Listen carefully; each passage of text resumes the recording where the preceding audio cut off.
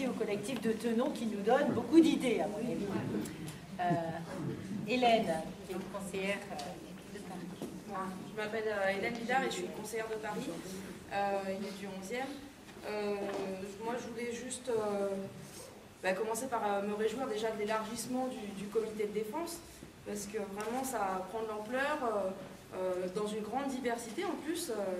Je vois qu'il y a y compris des gens de différents partis politiques qui nous rejoignent, donc c'est bien, on s'élargit et je suis vraiment contente de ça. Moi, je voulais vous faire part de plusieurs choses. D'abord, j'ai le programme du groupe de travail à l'hôtel de ville, puisque ce que nous avons obtenu par des vœux que nous avons proposés élus communistes, avec le soutien du comité de défense, donc nous avons réussi à faire voter un vœu qui suspend la fermeture le temps d'un travail d'un groupe de travail à l'hôtel de ville. Donc j'ai ce programme, donc je peux vous faire part un peu de où ils en sont. D'abord, première chose, d'habitude quand nous avons des groupes de travail à l'hôtel de ville, c'est vrai qu'on essaye d'avoir un respect républicain, de la diversité républicaine. Donc généralement, c'est présidé par un élu, quel que soit le groupe, un élu de l'opposition, de droite, un élu du groupe communiste, du groupe vert, enfin voilà, du groupe socialiste, enfin, c'est assez divers. Et c'est jamais présidé par le maire adjoint directement en charge de la question. Donc première chose déjà, c'est que ce groupe de travail est présidé par Monsieur Le Guen. Donc c'est vrai que ça, tout de suite, on a senti qu'il y avait une petite différence. Voilà, peut-être à cause de la rapidité dans laquelle les choses ont dû se mettre en place, mais c'est une première chose. C'est juste pour faire écho à ce que pouvait dire monsieur tout à l'heure sur la concertation et la manière dont les choses se placent, l'ambiance, voilà.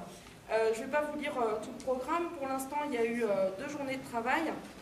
Une première qui a établi un peu la situation médicale en général à Paris.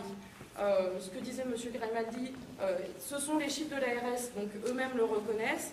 On est en dessous de la moyenne nationale sur le nombre de généralistes dans le nord-est de Paris, donc y compris dans le 11e. C'est établi donc par l'ARS, tout le monde le reconnaît. Nous sommes en dessous de la moyenne nationale pour l'accès aux soins en secteur 1. Et nous sommes en dessous de la moyenne nationale pour tous les dépassements d'honoraires et l'implantation médicale des généralistes. Voilà, donc toute l'accessibilité des généralistes, des soins en secteur en général, nous sommes en dessous de la moyenne nationale. C'est établi d'ores et déjà par les différents rapports. Donc voilà, ce qui explique aussi la nécessité de notre mobilisation. La deuxième journée de travail, donc c'était hier, juste sur, il y a l'ARS qui a été auditionnée, le Conseil de l'Ordre, les mutualistes, voilà. Pour l'instant, on n'a pas encore les conclusions. Ce que je peux par contre déjà vous dire, c'est que nous avons obtenu, et ça a été une bataille, que les comités de défense soient auditionnés. Donc normalement, ça va se faire en février, a priori vers le 10 février. Ça a vraiment été une bataille, donc je pense qu'il faut le marquer, et puis il faut le faire savoir, et peut-être être mobilisé ce jour-là devant l'hôtel de ville, où faut un peu trouver les formes, mais je pense que c'est important de marquer cela. Et après, il y aura une dernière séance et des visites de terrain. Alors nous, on a un peu peur au groupe communiste que ces visites de terrain virent à la visite touristique, parce que c'est un peu compliqué, quoi. Enfin, des gens qui vont venir dans le centre de santé pour constater l'état des locaux, enfin, c'est un peu facile quand on ne les a pas entretenus et qu'on n'a pas donné les moyens au centre de santé pendant des années. Donc voilà, mais bon, c'est bien qu'ils viennent sur place, on verra. Mais là aussi, peut-être qu'il faut accompagner ces visites de terrain, peut-être que il faut nous aussi que nous fassions de la pédagogie autour de ce qu'il y a à apporter. Donc moi, ce que je veux, le réel débat que nous avons, parce que je veux vous dire aussi que la dernière réunion, on sait déjà que le titre, ça va être les réseaux et partenariats des centres de santé, mais juste après, réseau des maisons de santé, exemple de maisons de santé, et pistes pour les implantations professionnelles des maisons de santé. Donc ça, c'est la dernière réunion. Donc on a un peu l'impression que les choses sont dans un entonnoir. D'ores et déjà, donc c'est pour ça que la mobilisation doit être très importante, mais voilà, notre problématique, c'est est-ce qu'à Paris, on est capable de se donner, est-ce qu'on fait le choix de centres de santé municipaux, avec tout ce que ça veut dire, donc de l'accès en secteur 1, est-ce que c'est le rôle de la municipalité de financer ou pas? Donc voilà, c'est le genre de débat que nous avons. Évidemment, moi, j'assume totalement, même je ne suis pas pour qu'on considère ça comme des déficits, mais bon, ça c'est une autre question. Mais j'assumerai totalement que la municipalité voilà, rembourse et permette au centre de santé de vivre. Moi, je veux juste que nous ayons en tête, pour moi, et je pense qu'on peut le dire, l'efficacité économique et sociale, elle est précisément dans ces centres de santé municipaux. Et je pense que c'est justement sur cette question de financement, il faut que nous soyons très forts. Et la deuxième chose, c'est que je pense, là, la soirée nous montre, on a une bataille à mener sur l'ensemble de Paris pour des centres de santé municipaux dans tout Paris. Et vraiment, je pense qu'on peut être positif et qu'on peut gagner ça parce qu'on a déjà gagné une première bataille, que ce comité de défense voilà, prend des proportions de plus en plus importantes, que nous avons des arguments économiques, sociaux, nous avons des arguments avec les professionnels de la santé, etc. Donc on peut être très positif, on peut continuer la mobilisation. Et je me tiens à votre disposition si vous voulez d'autres renseignements sur la manière dont ça fonctionne à l'hôtel de ville. Voilà, merci. Peut-être quelques mots, je crois d'abord, Hélène a raison, nous au sens largement, nous ensemble, on a réussi déjà à faire beaucoup de choses. Un premier pas, et je pense que l'action commune qui allie les usagers, les professionnels, permet une large expertise beaucoup plus efficace que celle qui se mène en chambre.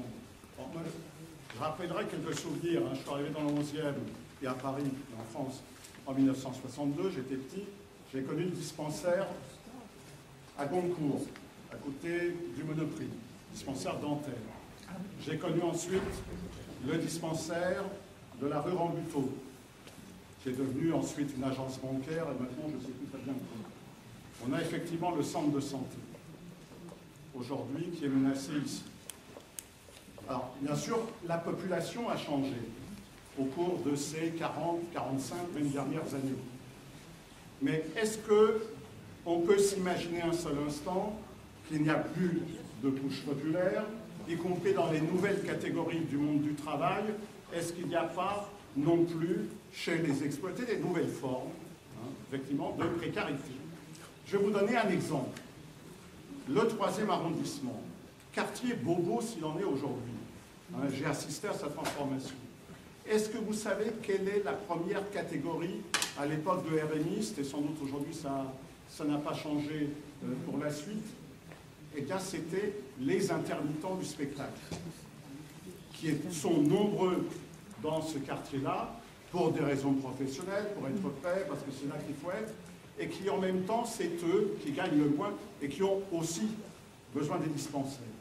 C'est-à-dire que non seulement on a des anciennes catégories populaires ouvrières qui demeurent dans nos arrondissements, y compris qui se sont renouvelées par les immigrations successives, et qui n'ont pas un niveau de rémunération de vie très élevé, qui ne recourent pas aujourd'hui au système de santé par manque de moyens, mais aussi par méconnaissance, mais on a pour les nouvelles catégories aussi la nécessité de centre de santé. Alors, au-delà du technique, je crois que c'est effectivement une vision d'ensemble de la société. Dans la protection sociale, que Grimaldi a rappelé, il y a la santé, il n'y avait pas que ça. La santé, les retraites, la garantie face au chômage. Et je pense que on a tenu ici une réunion sur les retraites il y a 2 mois, aussi massive, et je pense qu'on est effectivement dans ces enjeux de société. Est-ce qu'on va vers une société, puis on revient à l'essentiel, c'est-à-dire qui travaille pour les habitants, les citoyens de ce pays et du monde, ou est-ce que c'est effectivement un autre type de société qu'on nous propose, comme celui qui existe aux États-Unis, et c'est effectivement ça le choix principal. Or, pourtant, un certain nombre d'alternatives existent, et on peut mettre en pratique avec des nouvelles propositions, pas revenir à l'ancien, mais garder le meilleur de l'esprit ancien pour adapter à quelque chose de nouveau. J'ai connu ça, et je conclus, par exemple, autour des questions de la Fondation Santé et des sanatoriums étudiants, qui se sont renouvelés, recyclés, qui se sont maintenus, qui sont passés de la tuberculose à la pathologie mentale.